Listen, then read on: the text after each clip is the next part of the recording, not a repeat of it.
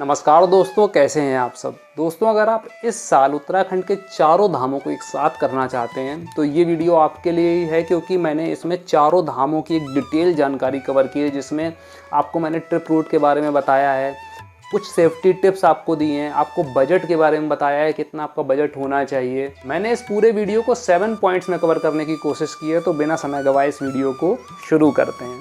मैं सबसे पहले अपने पॉइंट पे आता हूँ कि आपको इम्पॉर्टेंट डेट्स और रजिस्ट्रेशन के बारे में पता होना चाहिए। देखिए, यमुनोत्री, गंगोत्री, केदारनाथ धाम और बद्रीनाथ धाम की जो इम्पॉर्टेंट डेट्स हैं वो 2 मई से ही कपाट खुल रहे हैं, और 2 मई से जब यात्रा स्टार्ट होगी उसके बाद जब चलेगी दिवाली तक, दिवाली में यात्रा बंद हो जाएगी। अक्षय तृतीया से यात्रा स्टार्ट होती है जनरली और दिवाली तक बंद हो जाती है, तो ये आपको पता होना चाहिए। दूसरी चीज़ आती है रजिस्ट्रेशन की। रजिस्ट्रेशन के लिए देखिए, मैं आपको वेबसाइट नीचे दे रहा हूँ, इसमें आपको जाना होगा। जब आप इसमें जाएंगे आपको रजिस्ट्रेशन करना होगा। रजिस्ट्रेशन करने के बाद आपको एक यात्रा लेटर जनरेट होगा। यात्रा लेटर मैंडेटरी है कैरी करना, साथ में एक आईडी प्रूफ भी आपके साथ होना चाहिए, चाहे आधार कार्ड हो या कोई भी आईडी प्रूफ आपके पास होना चाहिए। तो ये तो बात हो गई इंपॉर्टेंट डेट्स की, रजिस्ट्रेशन की। क्या आपको सबसे पहले डे 1 में आप जब देहरादून से यात्रा स्टार्ट करेंगे तो देहरादून से आप सीधे जानकी चट्टी पहुंच सकते हैं डे 1 में। हम लोगों ने भी जब यात्रा की थी तो हम लोग देहरादून से सीधे जानकी चट्टी पहुंच ही गए थे डे 1 में। आप बस लीजिए या शेयरिंग टैक्सी लीजिए, आप उसी दिन पहुंच जाएंगे। 8 से 10 घंटे समय लगेगा, लेकिन ईजिली पहुंच जाएंगे। बहुत ज़्यादा जिन लोगों के पास टाइम रहता है वो बीच में रुक रुक के भी यात्रा करते हैं। कुछ जगह हैं बीच बीच में ऐसी जहाँ पर आप रुक के उन जगहों को भी देख सकते हैं, जैसे मसूरी हो गया, लाखा मंडल हो गया, फूल चट्टी, हनुमान चट्टी, कुछ बीच में जगहें ऐसी आती हैं जो मैंने कुछ वीडियोस में डिस्कस करी हुई हैं। तो सबसे पहले तो आप जानकी चट्टी पहुंचेंगे डे 1 में। अब डे 2 में क्या करिए, डे 2 में आप सीधे निकलिए जानकी चट्टी से, ट्रैकिंग स्टार्ट हो जाएगी आपकी सीधे यमुनोत्री धाम। तो 2 से ढाई घंटा पहुंचने में लगेगा और 2 घंटा लौटने में लगेगा। दर्शन करेंगे यमुनोत्री धाम के, जो जो जगह हैं वहाँ पे वो देखेंगे, आसपास के खूबसूरत नज़ारे देखेंगे। जब आप वापस आएंगे तो आप जानकी चट्टी फिर वापस आएंगे, जानकी चट्टी फिर वापस आएंगे। तो मान लीजिए 3 बजे तक आप जानकी चट्टी दोपहर में वापस आ जाते हैं, तो आप सीधे निकल जाइए बरकोट के लिए। तो नाइट स्टे आप सेकंड डे का बरकोट में इजली कर लेंगे। अब आता है डे 3।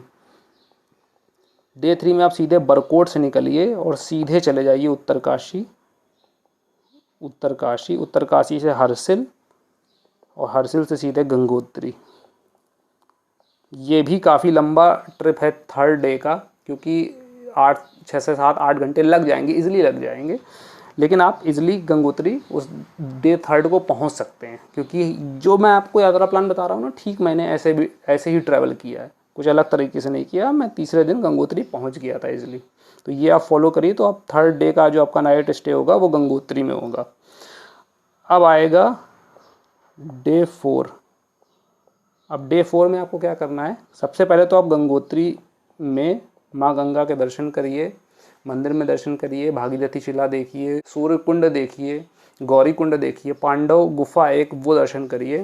तो ये सब आप गंगोत्री में कर सकते हैं। गौमुख करना चाहें तो फिर वो एक अलग चीज़ है, वो मैंने एक वीडियो सेपरेट बनाया, उसका 2 से 3 उसके दिन रखिए।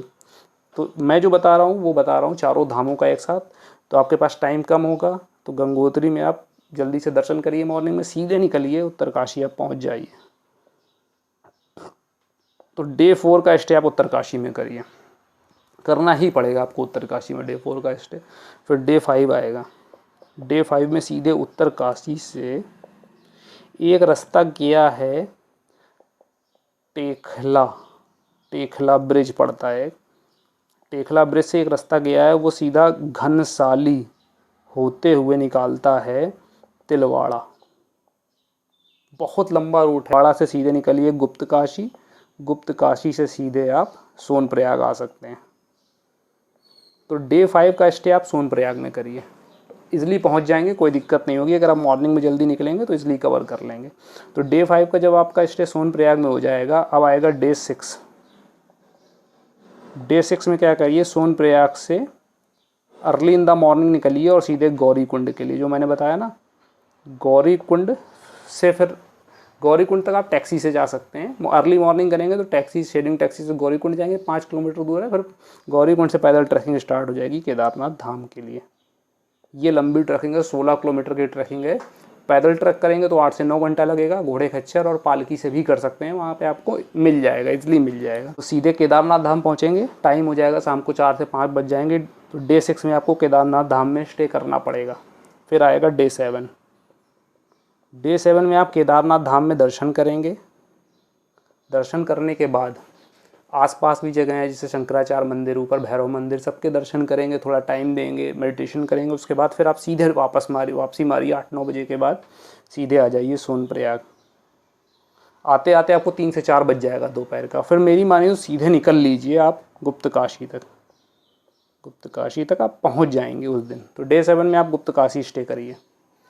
जब डे 7 में आप गुप्तकाशी स्टे करेंगे, उसके बाद आएगा नेक्स्ट डे 8। तो डे 8 में निकलिए गुप्तकाशी से सीधे कहाँ, 2 रूट हैं, या तो आप रुद्रप्रयाग होकर बद्रीनाथ धाम जा सकते हैं, या तो गोपेश्वर होते हुए बद्रीनाथ धाम जा सकते हैं, जो मैंने बताया था मैप में। सीधे आप निकलिए रुद्रप्रयाग चाहे गोपेश्वर होते हुए सीधे बद्रीनाथ धाम। लंबा रूट है, ये मान के चलिए कि पूरा दिन लगेगा, 8 से 9 घंटे लगेंगे इसमें भी, और रात में आप बद्रीनाथ धाम पहुंच पाएंगे। तो बद्रीनाथ धाम का स्टे रात में 8 बजे हो जाएगा। आप रात में भी बद्रीनाथ धाम में दर्शन कर सकते हैं मंदिर में जाके। अब नेक्स्ट डे आएगा डे 9। डे 9 में सबसे पहले तो आपको बद्रीनाथ धाम में दर्शन करने हैं, मंदिर में जाके दर्शन करिए मॉर्निंग में। उसके बाद वहाँ से एक माना विलेज पड़ता है पास में ही, 2 किलोमीटर दूर है। आप पैदल भी जा सकते हैं, आप गाड़ी से भी जा सकते हैं। और ये गांव देखना बहुत ज़रूरी है, क्योंकि यहाँ पर बहुत सारी हिस्टोरिकल चीज़ें हैं, जैसे कि भीम पुल है यहाँ पर, जो भीम ने बनाया था शिला फेंक के। यहाँ पर व्यास गुफा है, गणेश गुफा है, जहाँ पर गणेश जी ने महाभारत लिखी थी। यहाँ पे वसुधारा फॉल्स है। उसके आगे सतोपंथ है, लेकिन सतोपंथ का रूट लंबा है, ट्रैकिंग होती है। वहीं से पांडव स्वर्ग की तरफ गए थे, ऐसा मानते हैं लोग। तो ये काफ़ी इंपॉर्टेंट जगह है। उसके बाद फिर आप 2-3 बजे तक दोपहर में फ्री हो जाएंगे, फिर आप रिटर्न कर सकते हैं, रिटर्न कर लीजिए। तो डे 9 में आप चारों धाम, 9 दिनों के अंदर आप चारों धाम कर सकते हैं। एक आध दिन एक्स्ट्रा रख लीजिए तो 11 दिन हो सकते हैं, उससे ज़्यादा नहीं होगा, इजली कर लेंगे। बस हाँ, उसके लिए आपकी बॉडी फिट होनी चाहिए, थोड़ा सा स्टेमिना होना चाहिए, क्योंकि आपको 2 जगह चलना पड़ेगा। एक तो यमुनोत्री धाम में और दूसरा केदारनाथ धाम में ट्रैकिंग होगी। गंगोत्री धाम और बद्री धाम तक गाड़ी जाती है, तो ये आप कर सकते हैं। अब मैं अपने 4th पॉइंट पे आता हूँ। मैं आपको बताने वाला हूँ कि बजट क्या क्या होगा, कितना खर्चा हो जाएगा इसमें। तो देखिए, सबसे जो मेन खर्चा होता है कन्वेंस का होता है, यानी ट्रैवलिंग का जो खर्चा होता है, एक स्थान से दूसरे जगह पे जाने का जो खर्चा होता है। तो ये मान के चलिए 8 से 9 दिनों में 7,000 से लेके 10,000 तक खर्चा हो जाएगा। मिनिमम मैं खर्चा बता रहा हूँ, ओवरऑल नहीं, मिनिमम खर्चा ही बता रहा हूँ। मैक्सिमम तो कुछ भी हो सकता है। रुकने का खर्चा देखिए कितना हो जाएगा। मेरे हिसाब से जो है रुकने का 3,000 से लेके 5,000 प्लस माइनस 2,000 कर लीजिए, हो जाएगा, इजीली हो जाएगा रुकने का। अब एक और मैंडेटरी खर्चा है, वो खाने पीने का। तो वो ये मान के चलिए 3,000 से लेके 4,000 तक खाने पीने का खर्चा हो जाएगा। तो ये तो 3 मेन खर्चे हैं। उसके बाद भी एक्स्ट्रा भी आपका खर्चा हो सकता है। तो ये जब ओवरऑल मिलाया जाएगा तो ये मान के चलिए 23 से लेके 25,000 के आसपास पर पर्सन ओवरऑल खर्चा हो जाएगा। और अगर आप थोड़ा सा भी लग्जरी ट्रैवल करते हैं, मान लग्जरी मीन्स कि आप अपनी प्राइवेट गाड़ी लेते हैं, वहाँ पर टैक्सी हायर करते हैं पूरी ट्रिप के लिए, या फिर आप हेलीकॉप्टर से करेंगे तो फिर वो 70,000 क्रॉस कर जाएगा। 70,000, क्योंकि हेलीकॉप्टर का अपना एक अलग खर्चा है। तो इस तरीके से ट्रैवल करेंगे 25,000 तक कर लेंगे। और अगर आप प्राइवेट टैक्सी हायर करके करते हैं तो फिर यही जो खर्चा है वो 35,000 तक भी जा सकता है, 32 से 35,000 के बीच जा सकता है पर पर्सन के हिसाब से। तो ये चीज़ आपको पता होनी चाहिए। अब मैं अपने 6th पॉइंट पे आता हूँ कि मैं आपको बताने वाला हूँ स्टे के, फूड के और कुछ इसेंशियल चीज़ों के क्या क्या वहाँ पर ऑप्शंस हैं। देखिए, सबसे पहले बात करते हैं स्टे की। तो स्टे रुकने के लिए आपको, जब आप देहरादून या ऋषिकेश साइड होते हैं तो आपको इजीली मिल जाता है 1,000-1,500 का। लेकिन जैसे जैसे आप ऊपर जाते हैं वैसे वैसे लिमिटेड ऑप्शंस होने की वजह से वो रेट बढ़ते चले जाते हैं।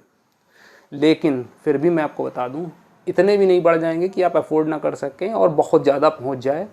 जानकी चट्टी तक आपको गवर्नमेंट का अगर आप कराएंगे तो इजीली 1100-1200 से स्टार्ट होता है, मिल जाएगा आपको। हम लोगों ने भी कराया था, मुझे एग्जैक्ट अभी याद नहीं उतना प्राइस, लेकिन हाथ में मिल जाएगा आपको। लेकिन हाँ, फिर भी एक बजट में मोटा मान के चलिए कि जितना ऊपर आप रहेंगे उतना आपका थोड़ा सा ज़्यादा खर्चा होगा। जैसे आप यमुनोत्री साइड रहेंगे तो 2-2,500 मान के चलिए। आप केदारनाथ साइड रहेंगे तो वही 3,000 रुपये मान के चलिए। बद्रीनाथ साइड रहेंगे थोड़ा सा कम मान के चलिए 1,500 से 2,000 के बीच मिल जाएगा नॉर्मल, और गंगोत्री में तो इजली मिल जाता, कोई दिक्कत नहीं है। तो ये कुछ स्टे ऑप्शंस हैं। दूसरी चीज़ कि एक तो आप गवर्नमेंट उससे देख सकते हैं कि जो वेबसाइट मैं दे रहा हूँ GMBN, इससे देख सकते हैं आप जाके, या फिर आप प्राइवेट भी वहाँ ऑन द स्पॉट कर सकते हैं। केदारनाथ में दिक्कत होती है क्योंकि वहाँ बहुत लिमिटेड ऑप्शंस हैं, पहले से करवा के जाएंगे तो आसानी रहेगी, बाकी जगहों पे मिल जाएगा आपको, कोई इतना ज़्यादा इशू नहीं होगा। दूसरी बात करते हैं फूड की। फूड आपको सिंपल फूड मिलेगा, थाली वाली मिलती है, 100 रुपये 120 रुपये से थाली चलती है। नॉर्मल खाना, बहुत ज़्यादा कुछ भी आपको ऐसा नहीं मिलेगा जो आप डिमांड करें तुरंत मिल जाए, ऐसा नहीं मिलेगा। नॉर्मल सब्जी रोटी दाल ये सब मिलती है।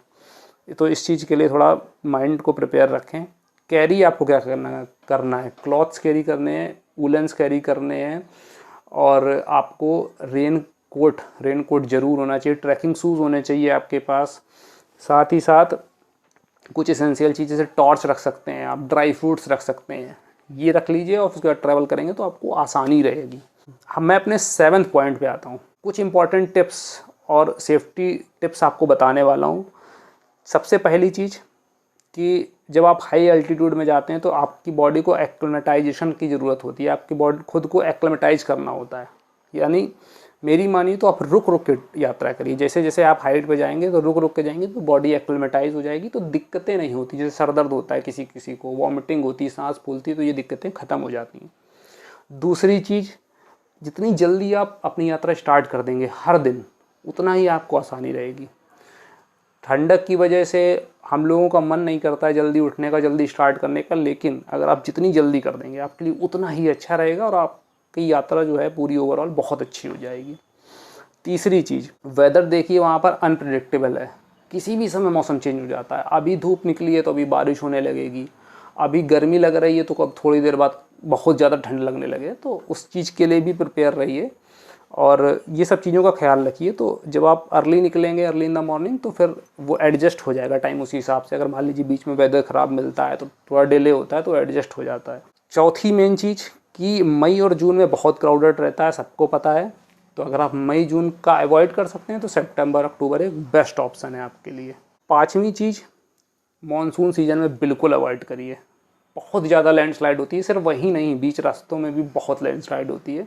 लेकिन हाँ, एक फ़ायदा हो सकता है, लेकिन मुझे तो नहीं लगता कि जाना चाहिए। फ़ायदा ये होता है कि रेट्स कम हो जाते हैं हर चीज़, क्योंकि लोग नहीं जाते हैं, लेकिन अवॉइड करना चाहिए। आप मेरे राइट साइड में जो वीडियो देख रहे हैं, ये मैंने यमुनोत्री और गंगोत्री 2 धामों का एक कंप्लीट गाइड, पूरा कंप्लीट ट्रैवल प्लान बताया है। इसको आप देख सकते हैं, या फिर जो मेरे आप लेफ़्ट साइड में देख रहे हैं, इसमें आप पूरा प्लेलिस्ट है 4 धाम की, इसमें जाके आप एक एक वीडियो देख सकते हैं।